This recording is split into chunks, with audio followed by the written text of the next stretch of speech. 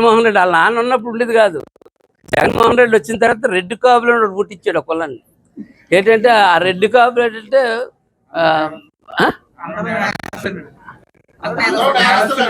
అది రెడ్ కాపులు అందరూ నేరస్తులే.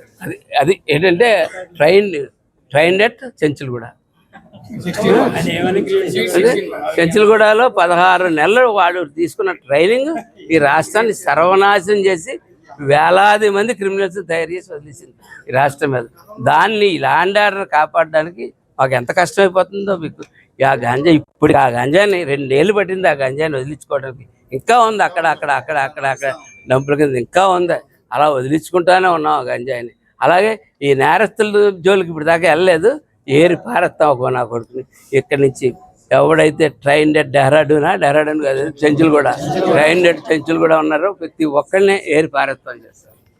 గతంలో చంద్రశేఖర్ రెడ్డి గారు ఛాలెంజ్ చేశారు పవన్ కళ్యాణ్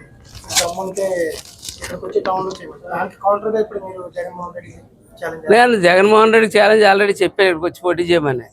చంద్రశేఖర్ రెడ్డి ఊర్లో తిరగమని నేను ఛాలెంజ్ చేస్తున్నాను. 2 ఏళ్ళు అందరూ తిరుగుతున్నారు కదా మిగిలిన వాళ్ళు వైసీపీ వాళ్ళు, ఇతను తిరగట్లేదే. బాబు గారిని జైల్లో ఎలాగెత్తులో అంత బాబు గారిని ఈడు చేయనే పారిపోయాడు. ఇలా ఉంటుంది వ్యవహారం. అంటే ఇతను దొరకడు. ఏంటంటే మా బ్యాడ్లకి ఏంటంటే అధికారం లేనప్పుడు ఆవేశపడ్డాయన. అది మా బ్యాడ్లకి. అధికారం లేనప్పుడు అలా దూరంగా అలా నిమ్మని. మొన్న రైస్ మిల్లర్స్ పెట్టి రైతులు నీట్గా జరుగుతున్న రైతులది అది చెడగొట్టడానికి సీఎంఆర్ చెడగొట్టడానికి చాలా ప్రయత్నం చేశారు. అయితే కళ్యాణ్ గారు లోకేష్ గారు కలెక్ట్ చేసుకుని దాన్ని ఇమ్మీడియట్గా ఆదేశాలు ఇచ్చి మాకు రామకృష్ణారెడ్డి గారిని, మాకు అనుభవాలు లేవు దాంట్లో ఎప్పుడు, అందుకని రామకృష్ణారెడ్డి గారిని జోగేశ్వరరావు అలా ఇంట్లో అనుభవం ఉన్న వాళ్ళని ఇద్దరిని పంపించి ఇక్కడ కూర్చోబెడితే నన్ను సతీష్ గారిని చూడమంటే మేము కూడా చూసి దానికి పోయినసారి ఒకటే కుటుంబం ఎంతో కాలం నుంచి ధాన్య సేకరణ చేసుకుంటా అనేక కోట్లు సంపాదిస్తూ ఉంది దాని మీద. అటువంటి పరిస్థితుల్లో వాళ్ళ మీద ఎక్కువ కలెక్ట్ చేయగలిగాం. ధాన్యం రైతుల దగ్గర నుంచి వాళ్ళకన్నా ఎక్కువ సేకరణ చేసాం, వాళ్ళకన్నా ఎక్కువ సీఎంఆర్ రిలీజ్ చేసాం. ఒకవేళ సీఎంఆర్ టార్గెట్లు అయిపోయిన పక్షంలో మిల్లర్ల దగ్గరుండి మిల్లర్లతోటి 1700 మేము ఒక స్టేజ్లోకి వెళ్ళి 1777కి వెళ్ళి ఆఖరి స్టేజ్లోకి వెళ్తాం. ఆ రేటు అసలు పీక్ రేటు. అంత రేటుకి అంటే ఈ వ్యవస్థ లేకపోతే ఇంకో వ్యవస్థ చేయలేరని అనుకున్నారు వాళ్ళు. అటువంటిది అనుభవం లేని మేము వారి యొక్క గైడెన్స్ తోటి వాళ్ళిద్దరు రామకృష్ణారెడ్డి గారు, మన ఈయనెవరు యోగేశ్వర్, అలా రాజప్ప గారు, నెహ్రూ గారు అందరూ కలిసి కూర్చుని, వర్మ గారు అందరూ కలిసి కూర్చుని మీటింగ్ పెట్టుకుని వారికి అనుభవం ఉంది కాబట్టి వాళ్ళిద్దరు దాంట్లో పెట్టి చేసాం. చాలా చక్కగా రైతుకి అందుబాటులో ఉండేటట్టు చేసాం. ఒకవేళ సీఎంఆర్ టార్గెట్లు అయిపోయినప్పుడు ప్రైవేటు వాళ్ళతో మళ్ళీ కొలిపించాం. బీజీలు కొంతమంది రైస్ మిల్లర్తో బీజీలు కూడా ఇప్పించకుండా ఆపారు వాళ్ళు. అయితే ఆగదు, వ్యవస్థ ఎవరి కోసం ఆగదు. చేయాలన్న చిత్తశుద్ధి అనుభవం ఉన్న చంద్రబాబు నాయుడు, ప్రజలకు అంకితమైనటువంటి పవన్ కళ్యాణ్ ఉన్నంత అంకిత భావంతో ఉన్నంతసేపు ఈ వ్యవస్థని ఎవ్వరూ ఆపలేరు. మీరు కులాలు పెట్టుకోండి, మీటింగులు పెట్టుకోండి, అన్ఎంప్లాయిడ్ పీపుల్ చేసి పనులు ఎన్ని, ఇది పూర్వం నుంచి ఉన్నదే. నేను ఒక పెద్ద ఆయన ఉన్నాడు, ఆయన ఆరోగ్యం బాగాలేదు కాబట్టి నేను ఇంకేం మాట్లాడట్లేదు, కానీ ఇవన్నీ స్కెచ్లు గేమ్లు అన్నీ ఇలాంటి స్కెచ్లు అయిపోయాయి. కళ్యాణ్ గారు ఒకసారి ఏమన్నారు తెలుసా, అదేవరు బల్కీపురంలో ఈ ఉప్మా కూడా జరుగుతుంటే పౌరే నాకు వరండాలో ఎదురయ్యారు. సార్ రూమ్ నుంచి బయటకు వస్తున్నాను, నేను వరండాలో నుంచున్నా, ఎదురే నానాజీ గారు పెద్ద ఆయన ఎందుకు ఇబ్బంది పెడతారు వదిలేండి అన్నాడు. అది కళ్యాణ్ గారి స్వభావం.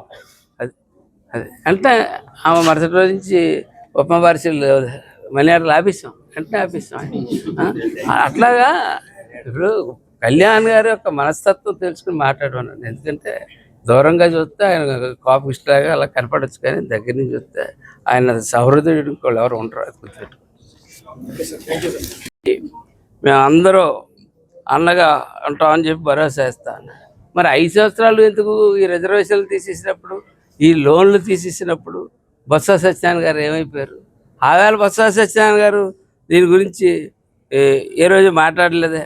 ఆయనకు మంత్రి పదవి ఇచ్చేస్తే జాయిగా ఆమె మంత్రి పదవి దాకా కొన్ని అసంతృప్తి మాటలు మాట్లాడేస్తారు, అలవాటు చేసేస్తారు. ఆయనకు మంత్రి పదవి ఇచ్చేస్తే వాళ్ళ దగ్గర పడి ఉంటాడు. అట్లాగే మేమేమన్నా రౌడీలమా అంటాం. ఈ పార్టీయే రౌడీల పార్టీ. ఎవరు చెప్పాలి? ప్రజలు చెప్పారు. 62% ఎంత 52% ప్రజలు చెప్పారు 52-54%.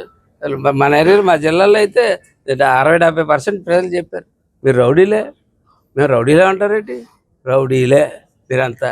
మీరు జైల్లో పుట్టిన పార్టీ, జైల్లో పెరిగిన పార్టీ, జైల్లో ట్రైనింగ్ అయిన పార్టీ, మీ నాయకుడే రౌడీ. అటువంటి మేము రౌడీలా, క్రిమినల్స్ అయితే చంపేస్తారా అంటే చూడలేదా, క్రిమినల్స్ అయితే చంపేస్తారా లేదో, ఎన్కౌంటర్లు అయ్యి క్రిమినల్స్ చంపారా, క్రిమినల్స్ కీటకాల్లో కాటేసేస్తుంటే అందరినీ క్రిమినల్స్ వదిలేస్తారా చంపేయకుండా. మీరు మామూలు మనుషులు చంపేస్తున్నారు.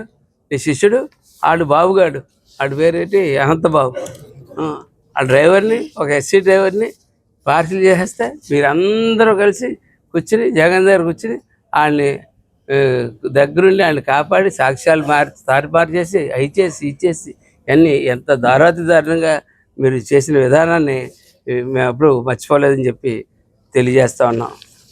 అలాగే వంగ గీత గారు మాట్లాడుతూ ఉన్నారు, పవన్ కళ్యాణ్ గారు పిఠాపురం నుంచి పోటీ చేయడానికి కారణం కాపు ఓటర్లు ఉన్నారు, అందుకని పోటీ చేశారు. సరే అమ్మా గీత గారు, నువ్వెందుకు పోటీ చేసావమ్మా అప్పుడు? ఆ పార్టీలో మన చిరంజీవి గారు ప్రజారాజ్యం పార్టీలో మీరెందుకు పోటీ చేశారమ్మా? మీరు పోటీ చేసినప్పుడు ఏ ఓటర్లు ఉండేవారు? కాపు ఓటర్లు కాదా? మీదేంటి మీ అత్తోరు ఇల్లా పిఠాపురం, మీ అమ్మగారు ఇల్లా? మీరు ఎందుకు వెళ్ళారు పిఠాపురం? ఎందుకు వెళ్ళారు? ఎందుకు పోటీ చేశారు?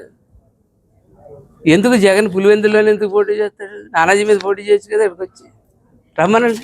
జగన్ గారు దమ్ముంటాడని నానాజీ మీద పోటీ చేయమనండి.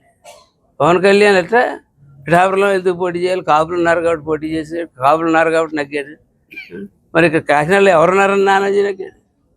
పవన్ కళ్యాణ్ సిద్ధాంతాలు ఉన్నాయి కాబట్టి నగ్గాడు. పవన్ కళ్యాణ్ సిద్ధాంతాలు, అలాగే చంద్రబాబు నాయుడు యొక్క పరిపాలన అనుభవం ఇవాళ ఈ రాష్ట్రానికి అవసరం కాబట్టి నానాజీ అన్నవాడు నగ్గాడు. రమ్మనమ్మా, రమ్మను. ఇక్కడికి వచ్చి పులివెందులు మానేసి మీ నాయకుడు, మీ మహానాయకుడు 16 months జైల్లో ట్రైనింగ్ అయ్యి వేలాది కోట్లాది మందిని ట్రైనింగ్ చేసి రాష్ట్రం మీద వదిలిసినటువంటి ఈ జగన్మోహన్ రెడ్డిని చెప్పమని చెప్పి వచ్చి ఇక్కడ పోటీ చేయమని చెప్తాను. ఆవిడ అంటుంది మళ్ళా అధికారంలో ఉంటే ఒకలాగా, అధికారంలో లేకపోతే ఒకలాగా. అలా లేడే, నేను చూడలేదా నేను మీటింగ్లో? అధికారంలో ఉన్న వాళ్ళకి పెట్టలేదా? ప్రతిదీ ఊరు మాట మంతి అని చెప్పి పెట్టి, ఊరూరో మాట మంతి అని చెప్పి ప్రతి ఒక్కరికి వాళ్ళకు ఉన్న ఇబ్బందులు తెలుసుకున్నాడు. వాళ్ళ ఇబ్బందులు ఆయన చేయగలిగినవి, అక్కడ చేయగలిగినవి కొన్ని నిజంగా కొన్ని అద్భుతమైన సంఘటనలు, చాలా అరుదైన సంఘటనలు అక్కడ ఉంటుండగానే అనేక సమస్యల పరిష్కారం. అంటే ఇలాగ కూడా చేయొచ్చు అని ఆఫీసర్లకి మా కళ్ళు, ఆఫీసర్ల కళ్ళు, మా కళ్ళు, మా కార్యకర్తల నాయకుల కళ్ళు కూడా ఇప్పిటట్టు చేసాడు అందరికీ కూడా. ఇలా కూడా చేయొచ్చు, మీరు ఇలా ఎందుకు చేయట్లేదు అని చెప్పి మమ్మల్ని వెళ్ళమంటున్నాడు ఊరూరా. ఇదే మాట పెట్టి మేము తిరుగుతాం ఇక్కడి నుంచి ఊరూరా. క్రిమినల్స్ అయితే చంపేస్తారా, క్రిమినల్స్ అయితే ఏరేస్తారా అంటే ఏరేస్తాం. ఎందుకంటే ఈ 2 సంవత్సరాలు ప్రజలకు అభివృద్ధి చేయాలన్నది, ప్రజలకు ఏం చేయాలా, సంక్షేమ అభివృద్ధి ఎలా చేయాలన్నది దాన్ని గాడిలో పెట్టేసాం పరిపాలన. ఇంకా 2-3 ఉన్నాయి అంతే. ఆ 2-3 అయిన తర్వాత పిచ్చి ఆశలు వస్తే ఏరేస్తాం, అందులో సందేహం లేదు. ప్రతి ఒక్కడికి ఈ ఊర్లో ఉన్నవాడితో సహా చెప్తా ఉన్నాను, ఏరి పారేస్తాం, అందులో మనకి ఎటువంటి సందేహం ఉండదు. పవన్ కళ్యాణ్ అన్న మాట తర్వాత తర్వాత ఒక పలుకు ఎక్స్ట్రా పలికినా నాలికి చీరేస్తాం, అందులో సందేహం లేదని చెప్పి పేరు నానికి ఎవరైతే చెప్తారో తిమ్మతులుగా అయితే అవ్వచ్చు, ఇంకా ఎవరైతే మాట్లాడుతూ ఉన్నారో చక్కంపూడి రాజా, రకరకాల మనుషులు మాట్లాడుతూ ఉన్నారు. ఏంటంటాడు కొట్టే సాయిని